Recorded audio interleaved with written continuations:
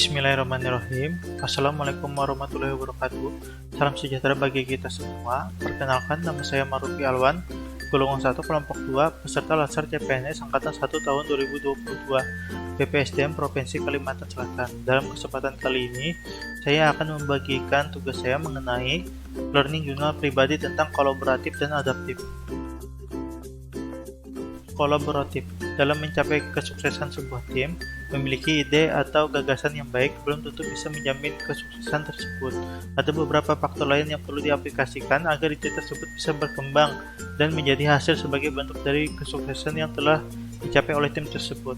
Salah satu faktor yang perlu diperhatikan ialah pentingnya adanya kolaborasi. Kolaborasi bisa menjadi salah satu kunci utama menjembatani antara ide yang dimiliki dengan proses realisasinya. Kolaboratif adalah sebuah proses yang melibatkan norma bersama dan interaksi yang saling menguntungkan. Collaborative governance mencakup kemitraan institusi pemerintah untuk pelayanan publik. Sebuah pendekatan pengambilan keputusan tata kelola kolaboratif, serangkaian aktivitas bersama di mana mitra saling menghasilkan tujuan, strategi, berbagi tanggung jawab, dan sumber daya. 3 tahapan dalam melakukan asesmen terhadap tata kelola kolaborasi.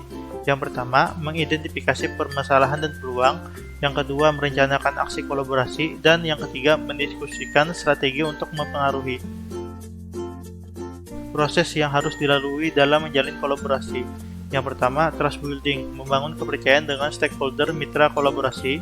Yang kedua, face-to-face dialogue, melakukan negosiasi yang baik dan bersungguh-sungguh. Yang ketiga, komitmen terhadap proses, pengakuan saling ketergantungan, sharing ownership dalam proses, serta keterbukaan terkait keuntungan bersama. Yang keempat, pemahaman bersama, berkaitan dengan kejelasan misi, definisi bersama terkait permasalahan, serta mengidentifikasi nilai bersama. Dan yang kelima, menerapkan outcome. Kolaboratif dalam konteks organisasi pemerintah. Faktor yang mempengaruhi keberhasilan dalam kolaborasi antara lembaga pemerintah. Yang pertama, kepercayaan. Yang kedua, pembagian kekuasaan. Yang ketiga, gaya kepemimpinan. Yang keempat, strategi manajemen.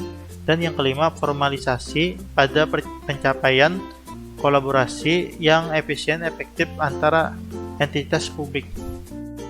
Faktor yang dapat menghambat kolaborasi antara organisasi pemerintah. Yang pertama, ketidakjelasan batasan masalah karena perbedaan pemahaman dalam kesepakatan kolaborasi. Yang kedua, dasar hukum kolaborasi juga tidak jelas. Selanjutnya kita ke adaptif. Apa itu adaptif? Adaptif adalah suatu proses yang menempatkan manusia yang berupaya mencapai tujuan-tujuan atau kebutuhan untuk menghadapi lingkungan dan kondisi sosial yang berubah-ubah agar tetap bertahan. Batasan pengertian adaptif. Yang pertama, proses mengatasi halangan-halangan dari lingkungan. Yang kedua, penyesuaian terhadap norma-norma untuk menyalurkan. Yang ketiga, proses perubahan untuk menyesuaikan dengan situasi yang berubah. Yang keempat, mengubah agar sesuai dengan kondisi yang diciptakan.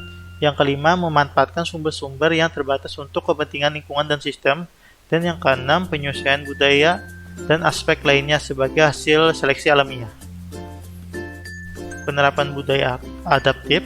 Yang pertama, dapat mengantisipasi dan beradaptasi dengan perubahan lingkungan. Yang kedua, memanfaatkan peluang-peluang yang berubah-ubah. Yang ketiga, mendorong jiwa kewirausahaan. Yang keempat, terkait dengan kinerja instansi. Dan yang kelima, memperhatikan kepentingan-kepentingan yang diperlukan antara instansi mitra, masyarakat, dan sebagainya. Adaptif sebagai nilai dan budaya ASN. Learning Organization.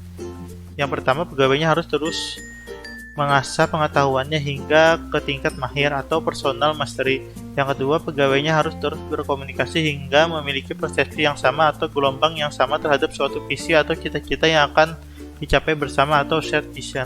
Yang ketiga, pegawainya memiliki mental model yang mencerminkan realitas yang organisasi ingin wujudkan atau mental model.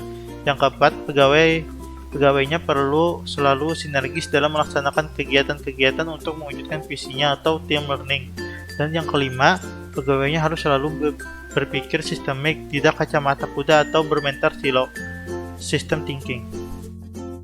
Ciri-ciri individu adaptif. Yang pertama, melihat peluang di mana orang lain melihat kegagalan.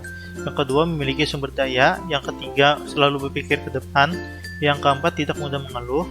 Yang kelima, tidak menyalahkan. Yang keenam, tidak mencari popularitas. Yang ketujuh, memiliki rasa ingin tahu. Yang kedelapan, memperhatikan sistem. Yang kesembilan, membuka pikiran. Dan yang ke-10, memahami apa yang sedang diperjuangkan. Pengembangan kapasitas pemerintah adaptif. Pengembangan SDM yang adaptif, lalu terjadi penguatan organisasi yang adaptif, terus terjadi pembaharuan institusional yang adaptif.